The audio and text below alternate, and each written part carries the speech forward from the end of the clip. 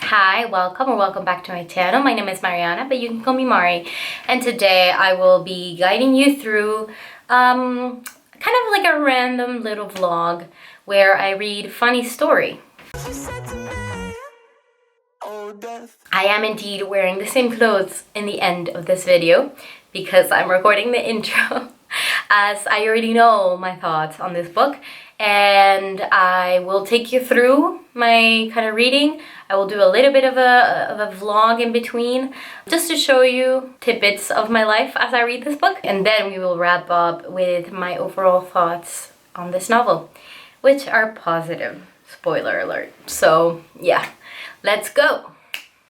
Hi, I have indeed decided to eat a gigantic salad as I am talking to you, because I've been trying to stay more healthy lately and try to not necessarily lose weight, because I don't think of it that way, but feed my body what it needs, because lately I have been going through different phases where I try different things and none of it has worked. So we're back to just the simple basics.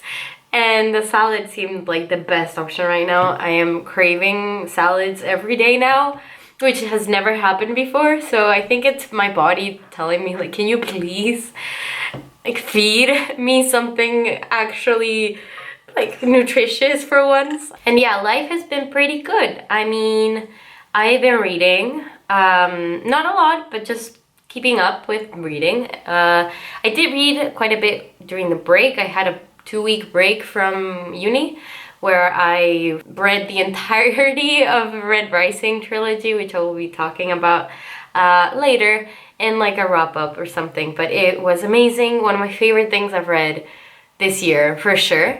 And I've read very mediocre books as well. But now I'm taking you along to read other things. And I need to finish Midsummer Night's Dream for uni. So that's what we're gonna do together. And I am reading Way of Kings by Brandon Sanderson, which has taken a long time, as you can imagine. It's 1,300 pages, which is quite a bit. So I need a break from that, just a little bit. So I'm gonna read the new Emily Henry book. And that's why I decided to record, because I think it would be interesting to show you my real life reactions to that book. So this is kind of like a reading vlog, life vlog, kind of what I promised to do. So yeah, come along. I hope you enjoy. The day is disgusting today, but supposedly we're getting more sunny days, which I'm very excited about because I want to go swim in the lake. I want to go, bike around the city. I got a bike. It is red, obviously. So yeah, that is what we are doing. And I will be showing you my life, I guess.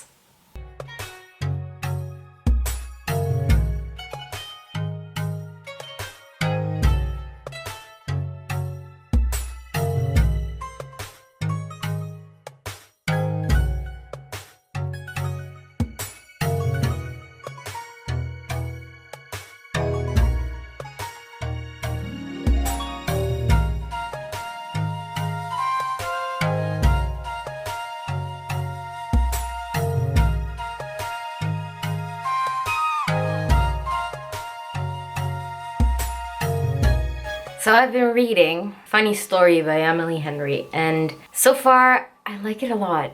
I love Emily Henry's writing. I think she deserves the hype that she gets, because in terms of romance, she knows how to do it. She knows how to write good interactions between two main characters, and the banter is really, really fun. So far, I've enjoyed it a lot. I think the camera is slightly slanted, so I'm sorry about that. You're standing on top of a candle that is on top of books, on top of a watercolor set, on top of all the other things. So I'm just gonna deal with the slightly slanted camera. But so in the story, in Funny Story, we follow Daphne, who just broke up with her long-term, they dated for 3 years, so long-term boyfriend Peter, who left her for his best friend, his childhood best friend Petra. So Daphne ends up living with Petra's ex-boyfriend, Miles, and they both kind of bond over the situation that just happened to them. She ends up living with him because she has nowhere else to go. He receives her as his roommate, and then things go from there. And we follow both of them as they kind of build their friendship and realize everything that was wrong about their past relationships. And it's from Daphne's perspective, so we see a lot of her relationship with Peter. And I think what's interesting is that every single one of Emily Henry's novels portrays a different type of relationship. And in this case, we see a very controlling ex-boyfriend who kind of had a say in everything in their relationship. Like, he was in charge of pretty much everything. And when it comes to a relationship, when you're so dependent on the other person, as Daphne was on Peter, you lose your personality, you lose almost everything. And I think it's a negative thing, obviously, to not have your own goals and your own life. So kind of that's what happened. And then we're seeing now as Daphne is beginning to reflect back on the relationship and realizing that she was pretty much doing it all for Peter and not really building up her life other than like her work, which is something that she never left aside, which is very important. Because when you get into these types of situations, what I've seen a lot happen in actual real life is that people tend to just get drugged on everything by their other person, by their partner, and they get isolated from their friends, and it's a whole thing. So it can be quite a hard situation to be in, especially after they break up with you. And the breakup scene is brutal. So now that I gave you a little bit of the like synopsis, if you're interested in reading it, I would recommend you go read it and then come back. And if you have read it already, then, or if you don't mind me telling you a little bit more about the story, because I'm probably gonna talk about the ending and everything that happens afterwards by the end of the video. I haven't obviously reached it because I'm like 35% in, but I'm gonna start talking more in detail about the actual plot now. So that's the warning. I honestly thought the breakup scene between Peter and Daphne was brutal. Like, I could never, I don't think I would survive that. I would break that man's car. I would go insane. I would go crazy. I don't know how Daphne managed to kind of, I don't know. It was very impersonal. Like, so they were dating, right? They were engaged. They were gonna get married, and like a week before they got married, Peter had his bachelor party and he invited his long-term best friend Petra. And apparently in that bachelor party, Daphne saw the pictures and she was like, oh, that's cute. I mean, I don't mind that Petra's there because she's, you know, Peter's best friend, blah, blah, blah. And then in that party, Petra confesses her love for Peter, that she's in love with him and has been in love with him this whole time. And Peter also realizes, damn, I've also been in love with you this whole time, but we're different people, blah, blah, blah. So they decide to get together. Peter goes back to his house, sees Daphne, tells her right away, well, I'm leaving for a week to go to Italy with Petra so you can figure things out. And it's like,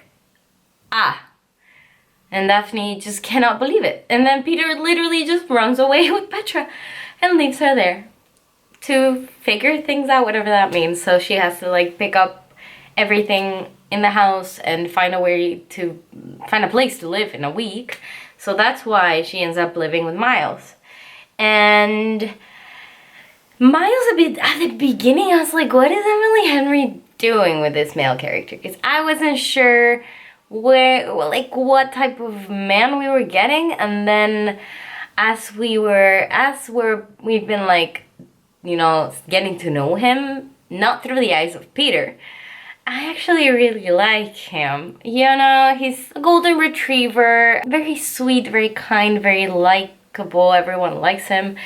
But it does kind of scare me a little bit in the sense that I think the main conflict will be around the fact that he doesn't seem to be the relationship type. So they decide to fake date. Well, they don't decide together. Daphne just tells Peter out of like pure desperation that she's actually dating Miles, and then they're gonna go to the wedding together because Peter and Petra are now getting married.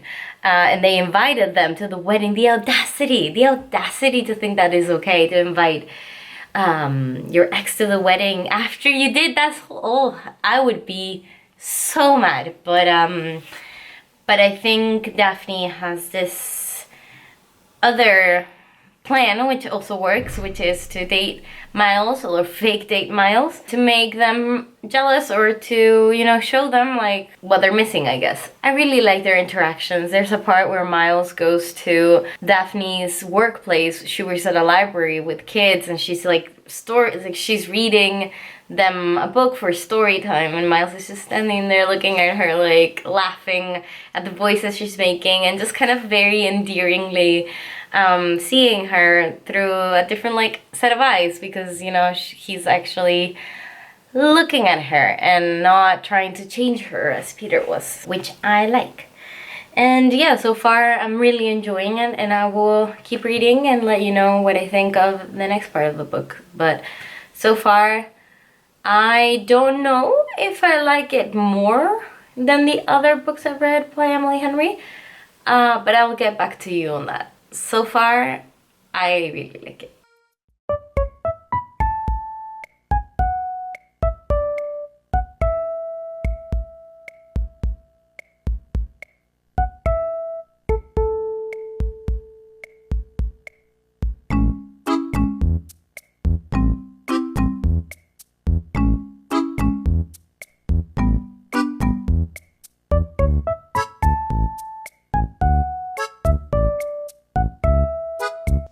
We have reached the tallest tree in Germany, and yeah, it's underwhelming. Is it smaller than this? This is what I was just having we should cut.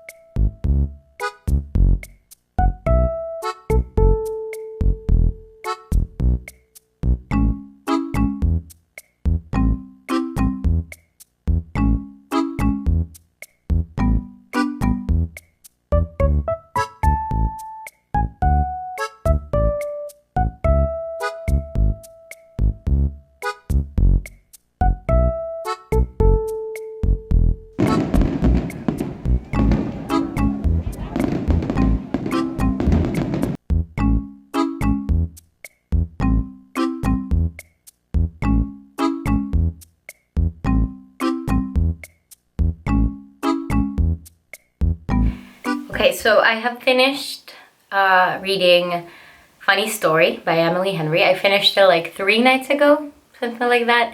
And I've just been letting it sit with me just for a little bit, because if I had done a review right there at 3 in the morning when I finished it, I don't think it would have been very helpful. So here we are. I've had kind of a weird week. As you saw in the vlogs, they're usually very nice tidbits of my life, but as always, it's not always the case that it's like that all the time. But I just wanted to sit down and record and remind myself that this is something that I really do enjoy doing, and I want to keep doing it more.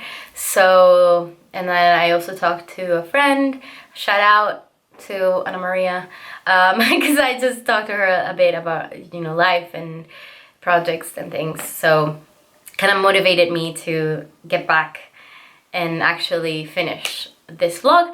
So here we are. Anyways, without rambling on about my life, let me talk about Emily Henry's book, which is what we're here for.